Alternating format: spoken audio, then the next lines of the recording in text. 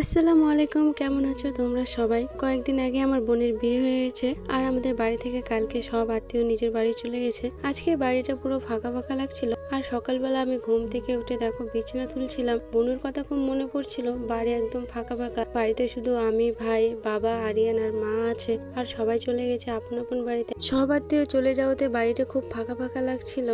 এইদিকে দেখো কথা বলতে বলতে আমার বিছানা তোলাও হয়ে গেল। এখানে দেখো আমার বোনুর বিয়েতে এটা গিফট করেছিল, তার বন্ধুরা থেকে এটা গিফট করেছিল। আমি মনে করি আমার বোনুর এই গিফটটা সব থেকে বেস্ট ছিল, কারণ এটা দেখলে তাদের পুরনো স্মৃতি মনে পড়তো। এইদিকে দেখো ফ্রেশ হয়ে আমি চলে আসছিলাম ঘরে। তার কিছুক্ষণ পর খাওয়া দাওয়া করে এইদিকে দেখো আমাদের বাড়িটা পুরো অগোছালো হয়ে আছে। তারপর আমি জামা কাপড়গুলো সব গুছিয়ে রাখলাম এক সাইড করে। তারপরে বিয়ে বাড়ি কয়েকদিনের জন্য মাথায় তেল দেওয়া হয়নি, মাথা ঘুরছিল, তাই আমি ভাবলাম আজকে মাথায় একটু তেল দেওয়া যাক। তাই আমি মাথায় তেল দিতে চলে আসছি। আর মাথায় তেল দেওয়ার পর আমি চুলটাকে ভালো করে বেঁধে নিলাম। তারপরেই দেখো দুপুরবেলা আসছিল বৃষ্টি, আর বিকেলবেলা মা গেছিল ঠ্যাঙ্গাপাড়ায় আরিয়ানকে নিয়ে। সো আজকের ভিডিও এখান থেকে, দেখা হবে নেক্সট কোনো ভিডিওতে। টাটা।